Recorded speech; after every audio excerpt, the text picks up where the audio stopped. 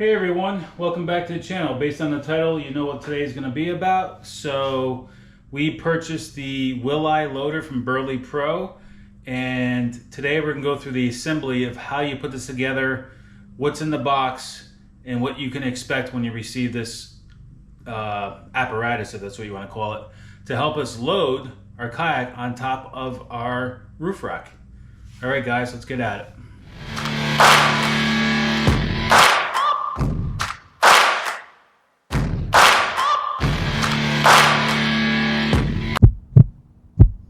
All right, so how this is shipped to you, as you can see, it's pretty much put together.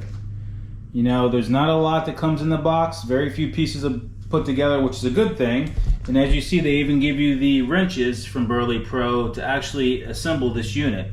So what's nice about it, as you see, it's very little parts that you have to deal with to put together when it's shipped to you.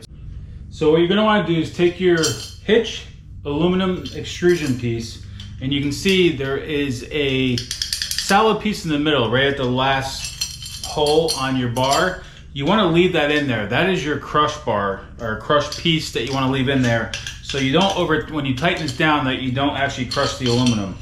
So you want to take that bar, take your hardware out.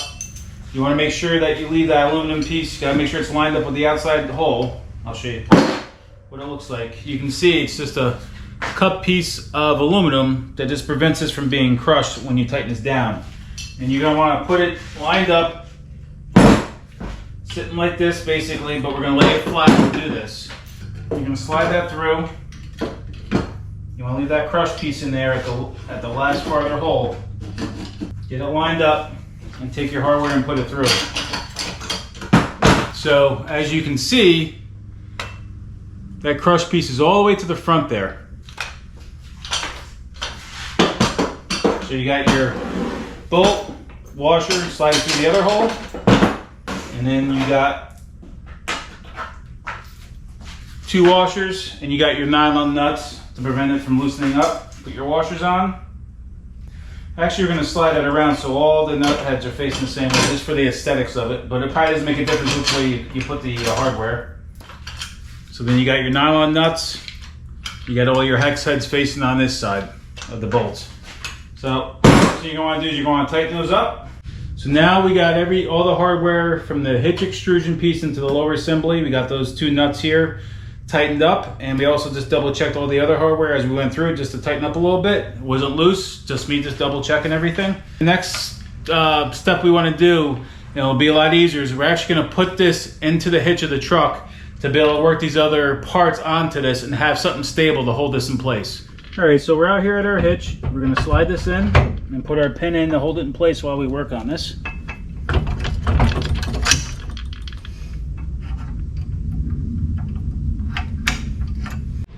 So you're going to want to remove the pin that comes supplied with it, and there's a larger nut and bolt once again in the middle. So we're going to remove that stuff. So after you remove that larger bolt and you take out the safety pin, make sure this is engaged and slide it up like this, and it'll hold you on where it needs to be. Then we're going to take that larger bolt and go through. So just a little finagling will get that bolt through. Okay, now it's going to stay there when it's held, and then you stick your washer and your nut on the other side. So as you can see, we got this is the larger bolt I'm talking about here. So this supplied wrenches will tighten this up. We're going to tighten this up and move on to the next step.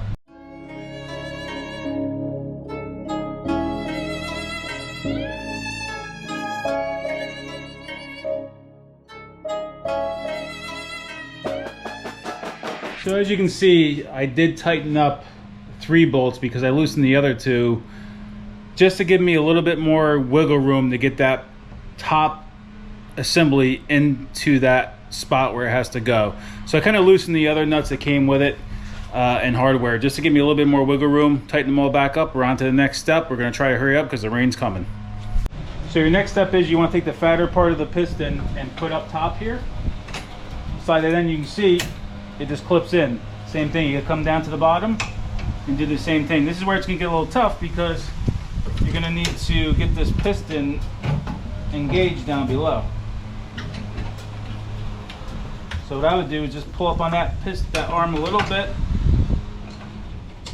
and get that worked through. So as you can see, we got the pin in the top, and then we got the pin in the bottom here on this bottom bracket. So then one of the next steps they recommend is they supply some tie wraps, is to put some tie wraps around this clip so it stays engaged and doesn't unclip while you're driving. All right, so we have an approaching storm coming in, so we're gonna let that pass, then we'll go on and continue for this setup, and we just lost power. All right, the rain's gonna be coming soon, but as you see, which the rain's coming, but the wind died down, we got our tie wraps around the actual clips to hold the piston on, just to prevent those clips from falling off. All right, there's a little bit of rain, but that's okay. We'll just work through it just for you guys. So we'll work off some cordless lights. But you can see there is adjustment holes on these arms, and depending on your kayak is what you want to do and where you want to keep these. So we have these set right to the middle right now. That's a good setting for the Hobie PA. So these holes get a push pin with a cotter, and as you see, as you come around, these are all recessed, so these are smooth for your kayak to slide on. You just want to stick those pins through, and you want to stick them through so the head's recessed in here so they don't scratch on your kayak, and then you got your little cotter pins to hold them in place. So I would suggest when you transport this that you take these pins out and fold these arms down. And then your last step for assembly is you want to take the tether from the strut and tie it through this hole right here, and the assembly will be all done. Now this tether is more or less a safety tether, so if this does come unclipped, that is clamped off to the pistons. This is it, guys. This is the full assembly of the Will-I loader from Berly Pro. Stay tuned for another video of how this thing works and gets the kayak up to my roof rack. There's a simple install, simple assembly video for this. It goes together very easily, and it's all aluminum and very well made, guys. So stay tuned for the in-use video of this Will-I loader. Hope you guys liked it. Like always, be safe, stay tuned, and I'll catch you guys on the water. Thanks for watching.